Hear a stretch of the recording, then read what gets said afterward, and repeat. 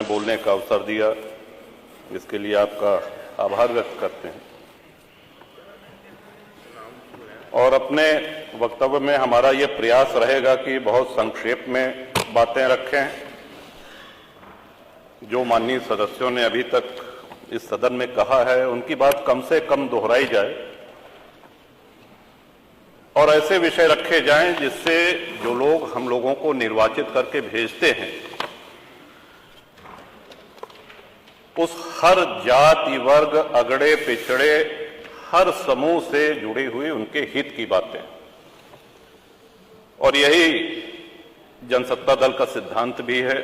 इसी पे हम लोग निर्वाचित होकर के आए हैं। श्रीमान,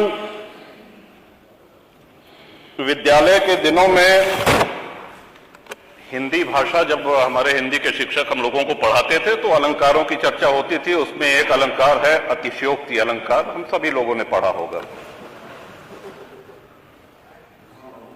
तो जब भी बजट पे चर्चा होती है या महामहिम श्री राज्यपाल के अभिभाषण पे चर्चा होती है तो मैं समझता हूं कि इस अलंकार का प्रयोग सत्ता पक्ष और विपक्ष दोनों भरपूर करते हैं। और मैं ये कहना चाहता हूं कि सरकारें न इतनी अच्छी होती हैं जितना सत्ता पक्ष कहता है और सरकारें न इतनी बुरी होती हैं जितना विपक्ष बताता है। और हम यहां जो भी बोलते हैं वो हमारे भाग्य विधाता जनता जनार्दन वो बाहर सुनती है, उसका आकलन करती है। हम यहां कितनी भी लच्छेदार भाषा में पक्ष या विपक्ष में कुछ भी कह लें, जाना हमको वही है, वही है, उन्हीं के पास जाना है और फैसला भी उन्हीं का मानना पड़ेगा। श्रीमान, सड़क, बिजली, पानी ये ऐसी चीजें हैं जो हम सभी के जीवन से जुड़ी हुई हैं। भारत गांवों का देश है, भारत की आत्मा गांवों में बसती है। हम सभी लोग इस उक्ति को, इस सिद्धांत को मानते हुए आए हैं। एक्सप्रेसवेज बन रहे हैं, एक्सप्रेसवेज बनने के नए नए कीर्तिमान स्थापित किए जा रहे हैं। अच्छी बात है, होने चाहिए। हर विकासशील देश में देखने में भी अच्छी लगती हैं, यात्रा का समय भी कम होता है। लेकिन कहीं ऐसा तो नहीं है कि एक्सप्रेसवे के चक्कर में हम गांव की सड़कों को भूल गए हैं। आज ग्रामीण सड़कों का जो हाल है, जो गड्ढे हैं, क्या ऐसा तो नहीं कि उस ओर हमारा ध्यान नहीं जा रहा है? सड़कें गड्ढा मुक्त नहीं है श्रीमन, और उसका एक कारण कि जिस क्षमता पे ग्रामीण सड़कें बनाई जाती हैं, कभी हुआ करता था कि ट्रक जो है उसमें 6 चक्के हुआ करते थे। ग्रामीण सड़कों की भार वहन क्षमता 9 टन से अधिक नहीं होती है। आज 52 टन के ट्रक 20 चक्के 22 चक्के उस पर चल रहे हैं और भार वहन क्षमता उसकी 9 टन पर स्क्वायर इंच PSI है। तो सड़कें तो टूटेंगी, आप कब तक गड्ढे भरवाते रहेंगे? ये हम सभी के क्षेत्रों से जुड़ी हुई समस्या है श्रीमन। तो या तो ऐसे 10-20 चक्के वाले जो ट्रक है, जो 15-20 चक्के वाले ट्रक है, इनको वर्जित कर दिया जाए। एक अधिकतम उसकी भार वहन सीमा निर्धारित कर दी जाए कि इससे अधिक भारी ट्रक ग्रामीण सड़कों पर नहीं चलेंगे, और या तो फिर ग्रामीण सड़कें उस मानक के अनुसार बनाई जाएं कि ट्रक गुजर जाने के बाद अगर साइकिल और मोटरसाइकिल से या सामान्य यात्री उस सड़क पे चल रहा है तो उसको भी गड्ढा मुक्त सड़क का अनुभव हो, आनंद मिले। ये बहुत ही गंभीर विषय है श्रीमन, और महामहिम श्री राज्यपाल के अभिभाषण में बजट में इसका समावेश होता तो बड़ा अच्छा रहता। दूसरा आ जाते हैं बिजली पे। गांव में 18 घंटे बिजली आ रही है, जिला मुख्यालय पे भी आ रही, तहसील मुख्यालय पे भी आ रही। जितना आप लोगों ने बताया, हो सकता है 1 आधा घंटा उससे कम ज्यादा हो, लेकिन आ रही। लेकिन बिजली के साथ साथ विजिलेंस का प्रकोप बहुत ज्यादा हो गया है। इस तरह के छापे पड़ रहे हैं लोगों के यहां। कई माननीय सदस्यों ने इसको सदन में कहा भी है। फोन आता है, उनको बुलाया जाता है और उनसे बाहर, बिजली दफ्तर के बाहर उनसे रकम तय की जाती है। उनसे पैसा लिया जाता है, उनसे वसूली की जाती है, समस्या जहां की तहां है। मैं समझता हूं कि इस पे भी माननीय बिजली मंत्री हैं यहां पे उपस्थित, आपके माध्यम से मैं चाहूंगा कि ये ऐसी समस्याएं हैं कि आप इनको चाहे सत्ता पक्ष और चाहे प्रतिपक्ष किसी भी माननीय सदस्य से पूछेंगे तो हम सभी के क्षेत्रों में ये समस्याएं हैं। सड़क, बिजली के साथ साथ पानी। श्रीमान,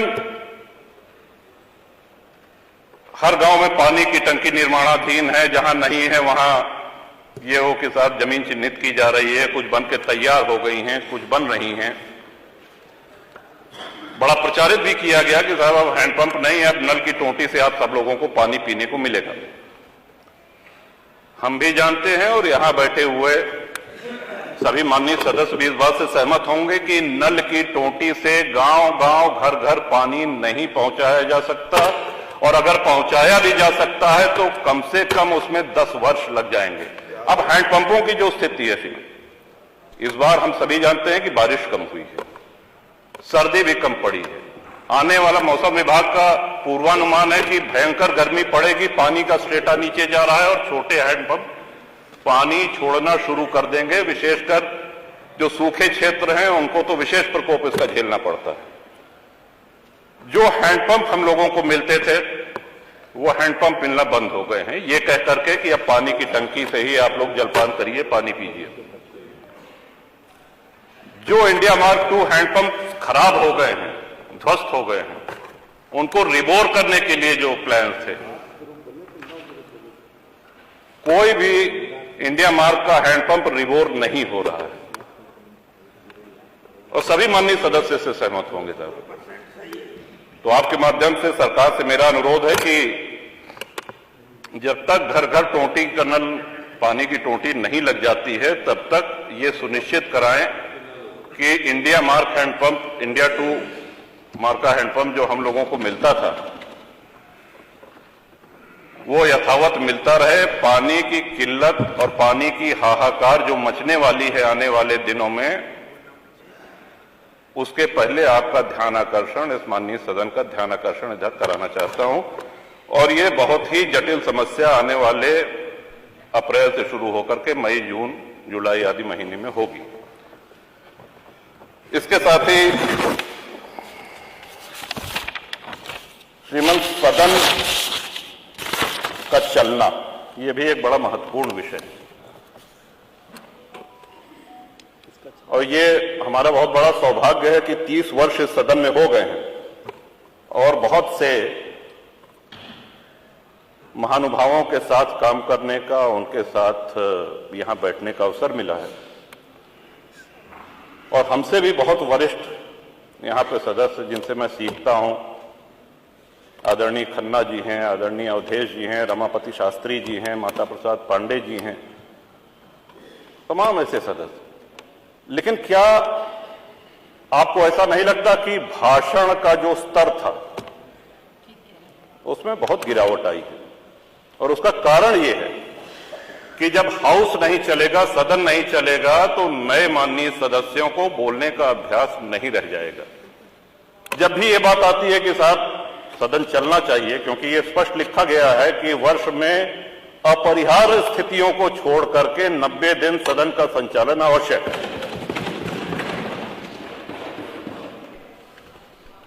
लेकिन दुख इस बात का है, चाहे जो दल सत्ता में रहे, जब इसकी चर्चा होती तो बहस इस पे होने लगती है कि साहब आपके समय में 19 दिन चला था, मैंने 20 दिन चलाया, या आपके समय में 20 दिन चला तो मैंने 21 दिन चलाया, और चर्चा यहीं पे हो हल्ला होकर के समाप्त हो जाती है। ये रिकॉर्ड तो बताया जाता है कि सबसे कम किसने चलाया, दूसरे नंबर पे कौन था, ऐसा भी हुआ कि इतने दिन सदन चला, इतने दिन। क्या कभी हमने ये जानने का प्रयास किया कि जब हमारा देश आजाद हुआ था तो कितने दिन सदन चला था, या जब से ये सदन चलना शुरू हुआ है एक वर्ष में अधिक से अधिक सबसे ज्यादा किस वर्ष चला है, और क्यों ना उस रिकॉर्ड को हम लोग तोड़ें। सदन से बचना क्या थी? सदन के माध्यम से ही तो हम लोग अपनी बात कहते हैं, सदन के माध्यम से ही जन समस्याओं का निराकरण होता है, उनका निवारण होता है, लोकतंत्र मजबूत होता है। ये लोकतंत्र की आत्मा है। आत्मा को जितना मजबूत करेंगे उतना हम सभी लोग पुष्पित पल्लवित होंगे इस लोकतंत्र में। इसके साथ ही मैं ये भी कहना चाहूंगा श्रीमन कि आए दिन माननीय विधायकों के ऊपर मुकदमे कायम हो रहे हैं और अक्सर धरना प्रदर्शन, यहां पे जो लोग भी बैठे हैं, किसी के दल और किसी के व्यक्तिगत, उनके सार्वजनिक जीवन में कभी ऐसा अवसर ना आया होगा कि उन्होंने धरना प्रदर्शन न किया हो। और जब तक लोकतंत्र रहेगा तब तक ये होता रहेगा। तोड़ फोड़ की उससे हम सहमत नहीं हैं, हम हिंसा से भी सहमत नहीं हैं। लेकिन बहुत से ऐसे माननीय विधायक हैं जिनके ऊपर धरना प्रदर्शन, शांतिपूर्ण धरना प्रदर्शन के कारण मुकदमे कायम हुए हैं और आज भी हैं। उनको एमपी एमएलए कोर्ट जाना पड़ रहा है। कई बार ऐसा भी हुआ कि धरना प्रदर्शन में दूसरे अराजक तत्व आकर के हिंसा फैला देते हैं और झेलना विधायक जी को पड़ता है। एक अलग से अदालत गठित है, वहां जाना पड़ता है, वहां पे उनकी पेशी होती है और पूरा मुकदमा झेलना पड़ता है। तो ये तलवार जो लटकी रहती है माननीय विधायकों के ऊपर कि कब अदालत सजा कर दे। अभी कल भी एक माननीय सदस्य को न्यायालय ने दंड दिया, सौभाग्य से 2 वर्ष से कम अवधि की। तो सभी जनप्रतिनिधियों को प्रतिरोध कौन करेगा, आवाज कौन उठाएगा? अगर धरना प्रदर्शन के इतने गंभीर परिणाम आने लगेंगे तब तो विधायक और सांसद भागने लगेंगे धरना प्रदर्शन से। जनता की लड़ाई कौन लड़ेगा? ये गंभीर विषय, मैं चाहता हूं कि इसको पूरी गंभीरता से ये सरकार ले और अनावश्यक मुकदमे हों। फिर मैं अपनी बात दोहरा रहा हूं कि हिंसा और उपद्रव का मैं समर्थन नहीं कर रहा हूं, लेकिन शांतिपूर्ण अगर धरना प्रदर्शन हुआ तो उसके लिए हमको अदालत के कटघरे में न खड़ा होना पड़े। जनता की लड़ाई लड़ने के लिए हमको मुकदमे न झेलने पड़े। श्रीमन, एक सुझाव और देना चाहता हूं जो प्रदेश सरकार के हाथ में तो नहीं है, लेकिन अगर आप संस्तुति कर देंगे तो प्रदेशवासियों का बहुत भला हो जाएगा। समाजवादी पार्टी के शासनकाल में आदरणीय अखिलेश जी ने एक नियम बनाया, उनकी संवेदनशीलता थी कि विधायक लोग अपनी निधि से असाध्य रोग, गंभीर रोगों से बीमार लोगों को आर्थिक सहायता हॉस्पिटल से उसका जो पर्चा आता था, एस्टिमेट बनता था, उसके हिसाब से दे सकते हैं। और उस योजना के कारण बहुत से लोगों की जान बची, बहुत से लोगों को चिकित्सा जो नहीं उपलब्ध हो सकती थी वो हुई। माननीय योगी जी ने उस योजना की उपयोगिता को देखते हुए उसको आगे बढ़ाया। आए दिन श्रीमन चुनाव होते हैं, कभी लोकसभा का चुनाव, कभी विधानसभा का चुनाव, कभी विधान परिषद का चुनाव, और जब अधिसूचना जारी होती है तो हम लोगों को अपनी निधि व्यय करने में रोक लगा दी जाती है। मेरा अनुरोध है कि आपकी तरफ से, उत्तर प्रदेश की विधानसभा की तरफ से एक अनुरोध पत्र चुनाव आयोग को जाए। विकास कार्य भले रोक दिए जाएं, लेकिन जिस भी रुग्ण व्यक्ति को, जिस भी बीमार को कैंसर है, हार्ट डिजीज है, किडनी, लिवर आदि कोई भी गंभीर बीमारी है, तो उसकी वो बीमारी वो चुनाव आयोग की अधिसूचना समाप्त होने की प्रतीक्षा नहीं करेगी। तो ये मानवीय दृष्टिकोण पर श्रीमन ये अनुरोध है और मुझे विश्वास है कि सभी माननीय सदस्यों की भी सहमति इसमें होगी। और इस तरह से सरकारें हनक से चलती हैं, जनसेवा से चलती हैं, और जैसा कि मैंने पहले निवेदन किया, 30 वर्ष में पहली बार ये अवसर आया है कि अपनी कार्यशैली पर, अपने कार्यकलाप पर योगी जी के नेतृत्व में सरकार दोबारा आई है, रिपीट हुई है, और ये बहुत बड़ी उपलब्धि है, बहुत बड़ी उपलब्धि है। कि मन आज जहां हर तरफ, ठीक है, हमको राष्ट्र हित में, हमको प्रदेश हित में हमेशा मेरे दल जनसत्ता दल का ये रहा है कि जो भी पिछड़े हैं, जो भी वंचित हैं, उनकी लड़ाई शुरू से मैं लड़ता आया हूं। लेकिन वहीं ये भी सराहनीय है कि आप जिस आसन पर बैठे हैं, उस आसन पर बैठने वाले आदरणीय अध्यक्ष जी, अगर देखा जाए कि उनकी विधानसभा में उनके सजातीय कितने लोग हैं। यह माननीय संसदीय कार्य मंत्री जी बैठे हैं, शाहजहांपुर से लगातार 9वीं बार निर्वाचित होकर के आए हैं। कितने खन्ना मतदाता होंगे अपनी कार्यशैली से, अपनी संघर्ष क्षमता से और अपने व्यवहार से, क्योंकि विकास ही सब कुछ नहीं होता है, बहुत आवश्यक है। हम सब लोग यहां बैठ करके विकास की ही चर्चा करते हैं, लेकिन जनता जो हमारा आकलन करती है, विकास के साथ साथ हमारा व्यवहार कैसा है, हम कितना उपलब्ध रहते हैं, हम जनसेवा करने के लिए कितना तत्पर रहते हैं, इस पर हमारा आकलन होता है। लोग इसलिए विकास की अपनी बहुत महत्वपूर्ण भूमिका से हम इनकार नहीं कर रहे हैं, लेकिन बहुत से ऐसे विधायक हैं, बहुत से ऐसे सांसद हैं जिनके क्षेत्र में उन्होंने बहुत विकास किया लेकिन चुनाव नहीं जीत सके, इसलिए कि उनके व्यवहार में, उनके क्रियाकलाप में कुछ कमियां थी। तो इसके साथ साथ जनता की सेवा हम बेहतर ढंग से कर सकें और जनता से जुड़े हुए मुद्दे हम बराबर सदन में उठाते रहें, इसके लिए ये आवश्यक है कि अधिक से अधिक सदन चले, माननीय विधायकों को अपनी बात, अपने क्षेत्र की समस्याएं रखने के लिए समय मिले। लॉ एंड ऑर्डर की बहुत बात होती है, कुछ लोग सहमत होंगे, कुछ लोग असहमत होंगे, लेकिन यही लोकतंत्र की खूबसूरती भी है।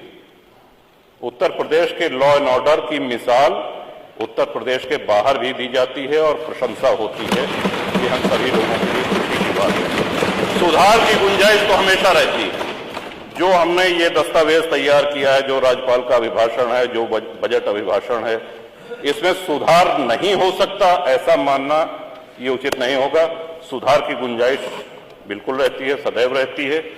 और जैसा कि मैंने पहले कहा, अपनी बात समाप्त करते हुए उसको फिर से दोहराता हूं कि कोई भी सरकार इतनी अच्छी नहीं होती है जितना सत्ता पक्ष बताता है, और इतनी बुरी भी नहीं होती है जितना विपक्ष उसको कहता है।